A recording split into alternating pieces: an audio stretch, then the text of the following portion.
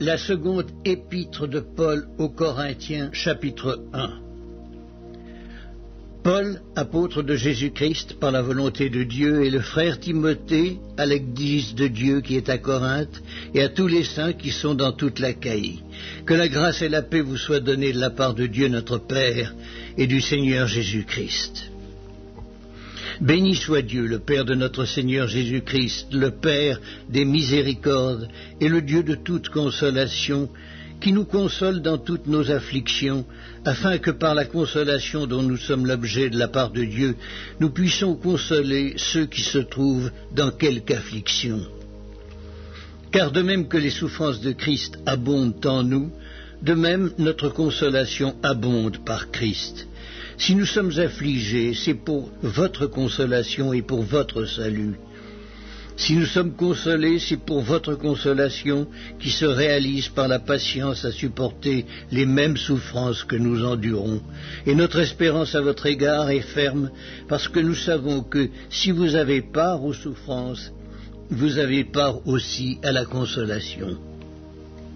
Nous ne voulons pas en effet vous laisser ignorer, frères, au sujet de la tribulation qui nous est survenue en Asie, que nous avons été excessivement accablés au-delà de nos forces, de telle sorte que nous désespérions même de conserver la vie. Et nous regardions comme certains notre arrêt de mort, afin de ne pas placer notre confiance en nous-mêmes, mais de la placer en Dieu, qui ressuscite les morts. C'est lui qui nous a délivrés et qui nous délivrera d'une telle mort, lui de qui nous espérons qu'il nous délivrera encore, vous-mêmes aussi, nous assistant de vos prières, afin que la grâce obtenue pour nous par plusieurs soit pour plusieurs une occasion de rendre grâce à notre sujet.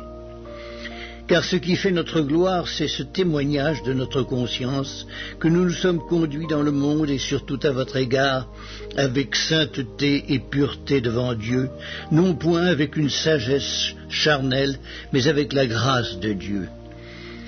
Nous ne vous écrivons pas autre chose que ce que vous lisez et ce que vous reconnaissez, et j'espère que vous le reconnaîtrez jusqu'à la fin, comme vous avez déjà reconnu en partie que nous sommes votre gloire, de même que vous serez aussi la nôtre au jour du Seigneur Jésus.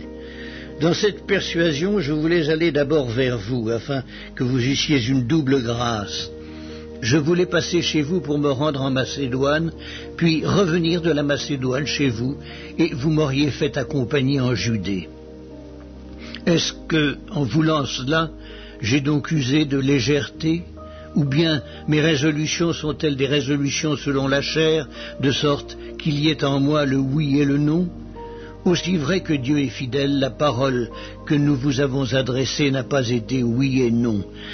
Car le Fils de Dieu, Jésus-Christ, qui a été prêché par nous au milieu de vous, par moi et par Sylvain et par Timothée, n'a pas été oui et non, mais c'est oui qui a été en lui, car pour ce qui concerne toutes les promesses de Dieu, c'est en lui qu'est le oui. C'est pourquoi encore l'amen par lui est prononcé par nous à la gloire de Dieu. Et celui qui nous a fermis avec vous en Christ et qui nous a oints, c'est Dieu, lequel nous a aussi marqués d'un sceau et a mis dans nos cœurs les arts de l'esprit. Or, je prends Dieu à témoin sur mon âme que c'est pour vous épargner que je ne suis plus allé à Corinthe. Non pas que nous dominions sur votre foi, mais nous contribuons à votre joie, car vous êtes fermes dans la foi.